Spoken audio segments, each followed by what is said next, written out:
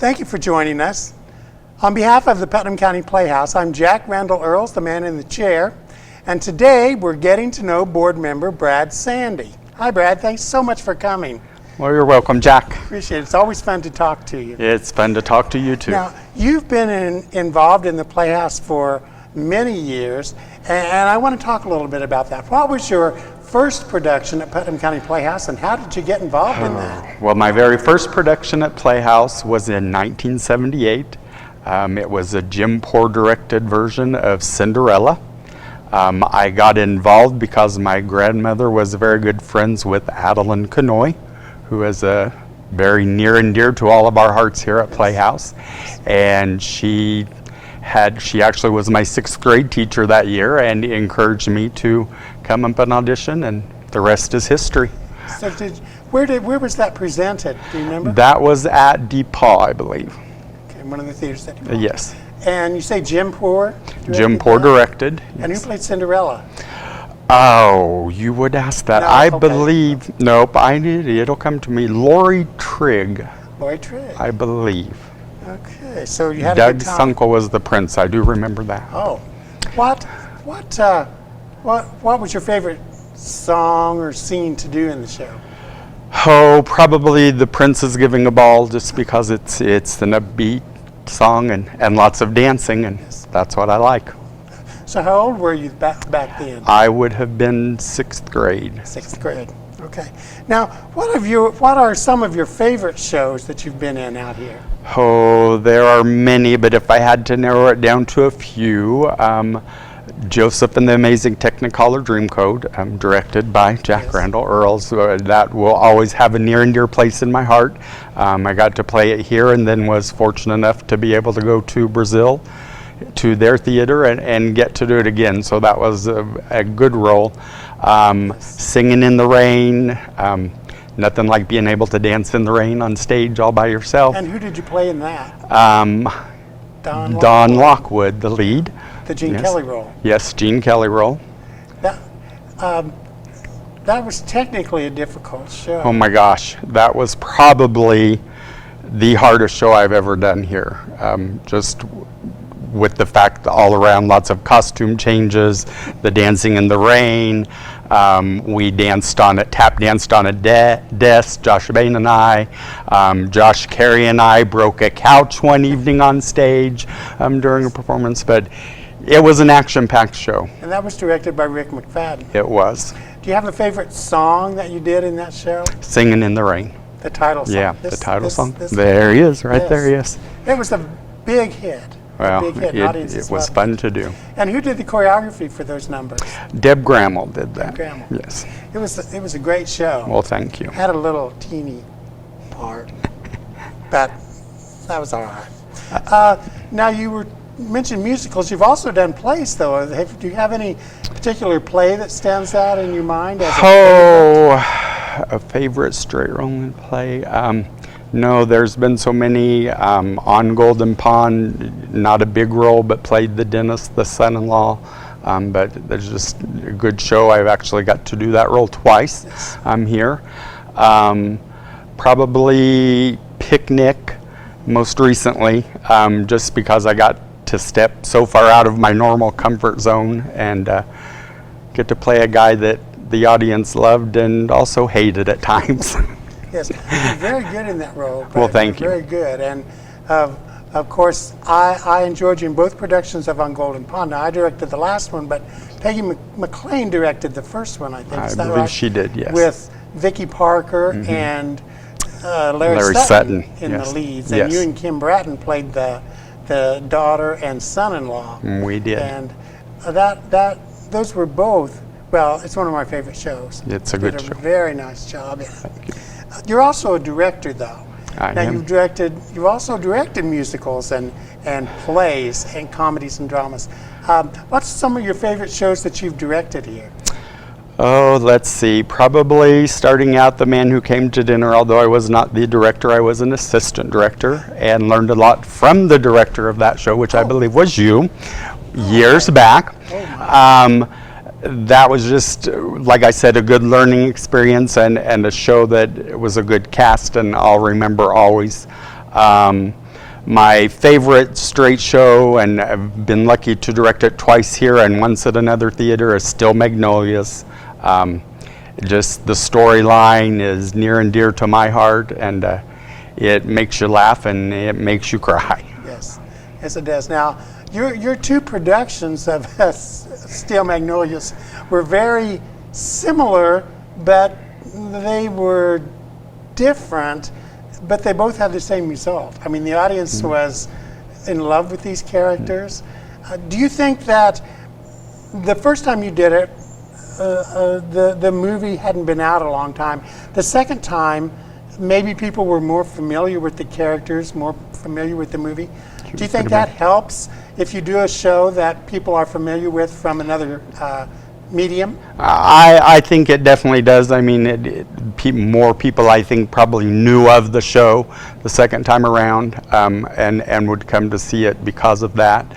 But they both were super cast, and you are right, they were truly different from one end to the other, but we came to the same conclusion each night. They did. Well, I know Lita Sandy played Truvy in both productions. she always had that going on. Yes. You know, A little sassy. Yes. And what about a favorite musical? Did you? Favorite musical we did talk about, Joseph. That you've directed? Oh, that I've directed. That would Got be it. Cinderella. Return Just to your because it roots. returned to my roots, where I started, but I am a huge Walt Disney fan, and so of course anything Disney with a happy ever after ending is right where I need to be, but I would probably direct that show 100 more times if I could. It's a good show. I think that was the first show that the rehearsal center was open for, so that you could do your costume changes back there and didn't have to go Yes, to didn't have to run the little across. barn. barn. Yeah, Those that's were the nice. days. Those were the days. Do you have a preference for directing or acting? Do you like one over the other? I think I'm probably 50-50 on both. It just kind of depends on what the situation is and what season is coming up. Of course, I will always love being on stage and having that little time in the spotlight, but there's also when there's a show that you want to direct that's near and dear to your heart. To me, there's nothing more gratifying than to be right up there in that loft during the curtain call and see the faces of all our patrons and how they respond, and that's super rewarding as well. Yes, yes, that's our payment. That is our for payment. Our hard work. I remember you were also in 42nd Street, Dancing in 42nd Street. Yes. That was a great production. Vicki Parker That directed was that. one of my favorites. Yes. You and Nisha Flick and Bob Hedge. Bob Hedge. And so many others. Yes. Yes. Katie Wallace, I think. Katie Wallace, Catherine Dory was in the Yes, chorus. and There I think Karen Temple may have been in that as well. She might have. Anyway, that was a great show. Oh, it was a fun show, and it holds the place in my heart for crazy things that have happened on stage, and Oh, well, I bet and that- I know that you're probably Yes. getting to that. So Well, we'll get to that a We'll little get later. there. Because if you don't mention it, I will. I knew you would. Yes. Now, you've done a lot of plays at Cloverdale High School I where have. you work. Yes. What are the differences, do you think, between directing in a school setting and directing in a community theater like this? Directing in a school setting, especially at Cloverdale, where we're very small enrollment, you get kids, unfortunately, that are in sports and FFA and band and choir, and they do it all, and it gets very frustrating sometimes when you run a rehearsal and you may have 5 of 8 people there or 15 of 20. There was a time a couple years ago I did not have a full cast until the night before we opened, which can tend to make a director sweat a bit. So fighting that there school-wise, you kind of have to. Up here, there are more opportunity of people to come around. We're at the evening, activities are usually over by then, so it's nice to work with the crowd up here, but I enjoy them both. Yes. Well, you've done a good job with productions in both settings. Well, thank you. I have to say that. And I have to say that Putnam County Playhouse, we certainly appreciate the high schools in the county. Yes, we do. Cloverdale, North Putnam, South Putnam, and Greencastle High School, because they're feeders for us. They send us a lot of talent. So we certainly appreciate them, and Cascade as well. Cascade just down the road. We appreciate that. Brad, do you have any humorous anecdotes on stage or off stage? Anything that you can share with us? Share. Well, there I'm sure are many that don't come to mind, but the one that I will never be let forget or will never forget, we'll go back to 42nd Street in a big tap number. I had on a nice black tux, and the tux pants had the sizer things on the side, snap things. Fit nice and snug, and I'm tapping along, and all of a sudden I feel a pop and realize that one side of them popped, and my 34-inch waist pants suddenly became 44-inch waist pants, which were a little hard to keep up while tapping. I knew in about a minute and 30 seconds more into the routine that I was going to have to lift Nisha over my head, and I was not sure how that was going to be done, so I flapped right off stage, and I believe yourself and my wife Lita were waiting right there with safety pins. You pinned me up, spun me around, sent me back out, and we did it. The only sad part is that the audience that night got to witness my wonderful blue and hot pink striped boxer shorts that were under my tux pants. So they were all laughing, and we all got off stage, and the girls that were in the chorus number down front were panicked because they thought their skirts were tucked into their pantyhose, and that's what people were laughing at. And everybody's like, no, it was Zell behind you, it was Brad. But I'll never forget, Catherine Dory was mortified because she said she was sure it was her because she was in the bathroom 30 seconds before she ran on stage. So. And I remember the number well. It was "We're in the Money." Yes. Appropriately named. Aptly named, yes. But that's just one of the things you might see when you come to a show at the Putnam County Playhouse, which is the tap dance with no pants on.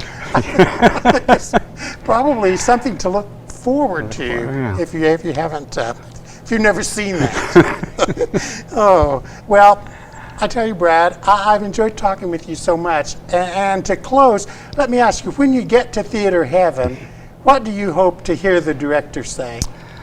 Well, Jack, I would hope to hear him say, "You did a really nice job, but let's do that one more time." That way, at least I know that I'm in the show. Thank you, Brad. You're welcome. Thank you. And thank you for joining us on behalf of the Putnam County Playhouse. This is Jack Randall Earls, the man in the chair, and we all hope that we'll see you again very soon.